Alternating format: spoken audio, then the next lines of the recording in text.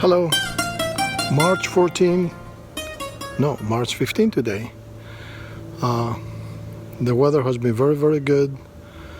I'm getting ready to sow sweet peas.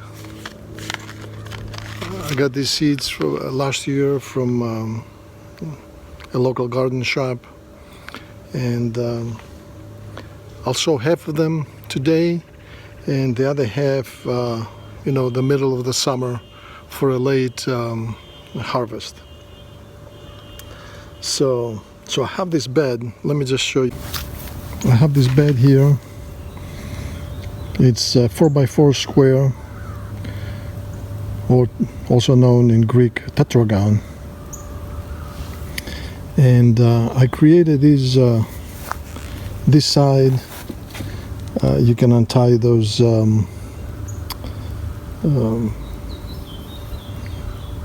wires there, and this side will go away, so you can sew and clean things up. 3/4 of the side has elephant garlic. As you can see, the elephant garlic is coming up nicely. But also this bed, as well as the rest of the beds in my garden, I follow the Routh Stout methodology, which is you mulch heavily and you minimize weeds, watering, fertilizing.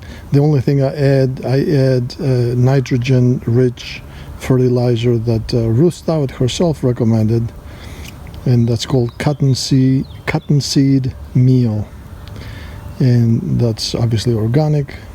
So that's the only one that's recommended because plants need nitrogen to grow. So the other thing is, Routh Stout was really she was very, I think, upset when people were questioning her about sowing seeds with this methodology. So she said, well, all you got to do is just make a little hole or pull the hay or straw back, sow your seeds, and when the seeds come up, then you apply the layer of mulch on top of. So here we go. First I'm going to do this.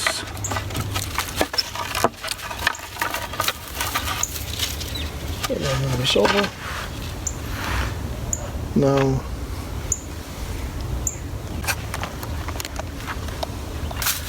also I got these gloves as a gift.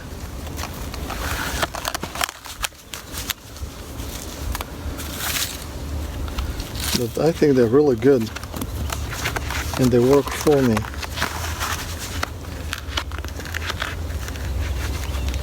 Okay, so what I'm going to do is I'm going to pull this back.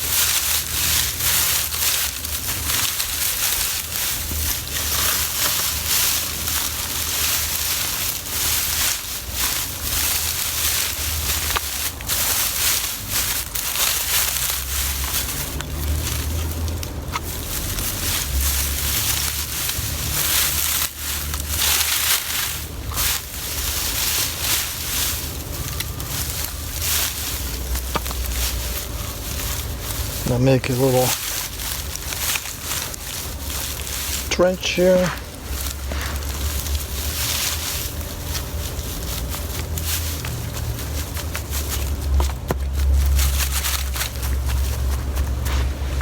Of course, I should have taken out the seeds first.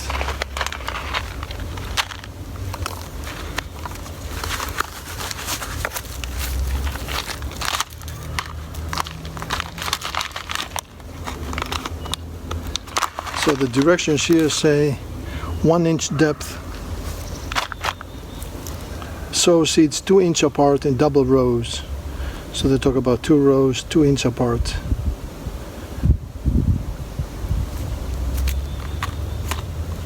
So I will do 1 row.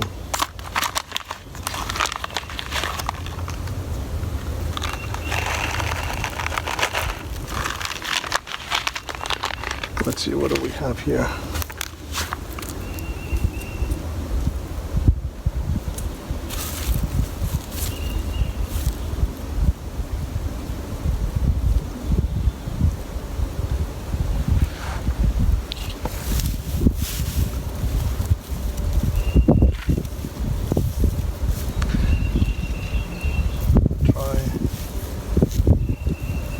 Do it 2 inches apart.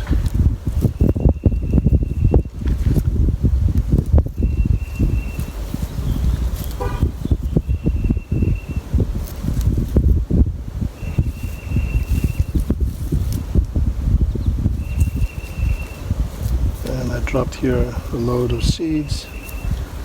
I was too optimistic perhaps. I'm going to pick these seeds up.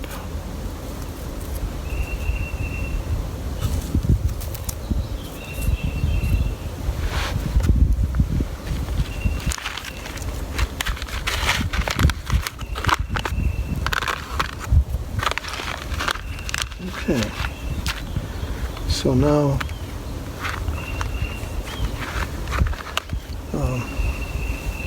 let me just bring you a little bit closer. So there are the seeds all around. So I will cover the seeds with this beautiful soil. And just tap it a little bit, tap, tap, tap. And I will give it a little bit of water. But not a little bit. Give it a nice soak.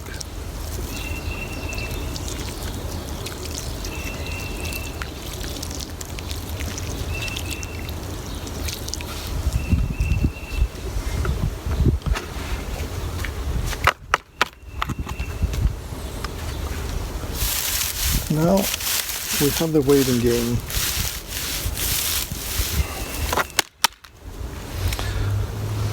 Sweet peas sowed.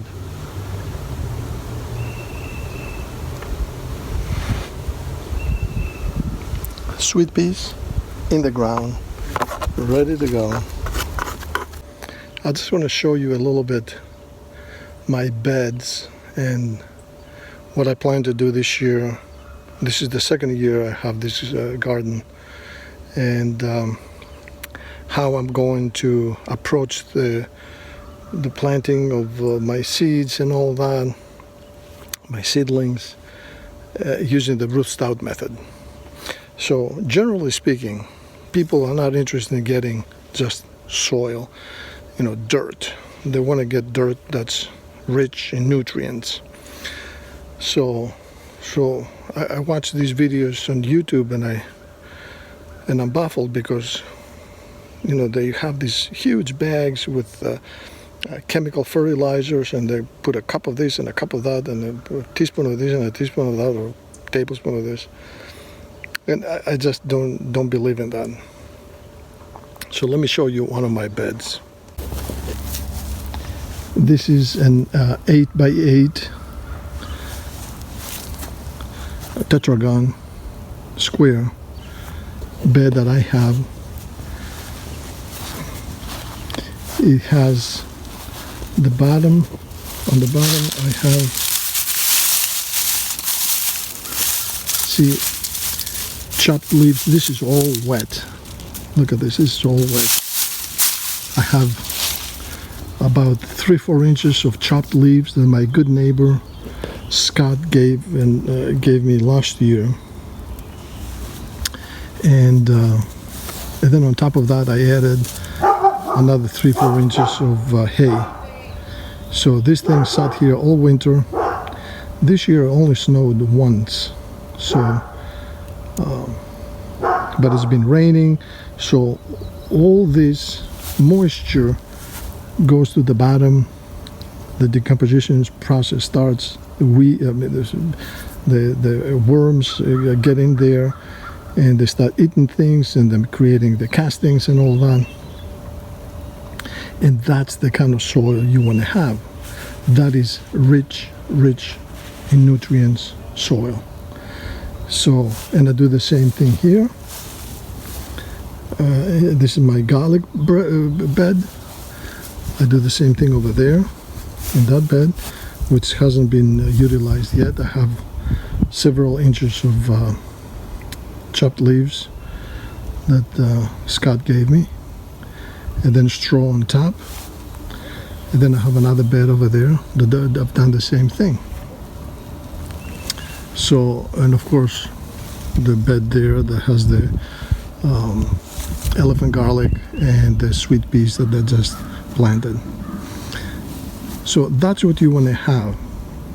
So if you wanted to plant now, if you had a tomato plant, what you would do, you would go over there, make a hole. When you reach the bottom, you make a little indentation, you make a little hole, you plant the seedling, and that's it.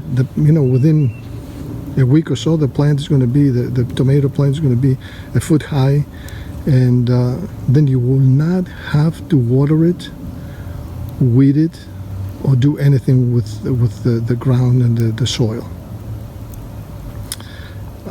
So this method is called the Routh Stout method. If you search the internet, especially YouTube, you will find the video, a documentary that was created back in the early 80s, I think. Yes, the 80s. And I saw that video when I was a student at Erie County Community College, and I remembered it.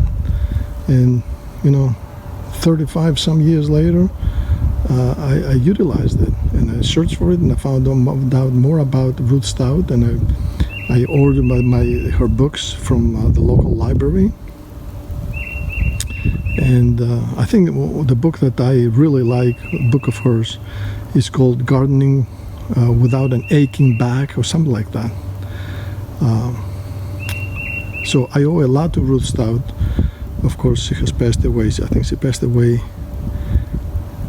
in the late 80s, early 90s. And I owe a lot to her because now I have a very easy to maintain garden. Can you imagine? You plant something and you will not have to water it. Take a look at this. I showed you. Apple bag. This is all wet.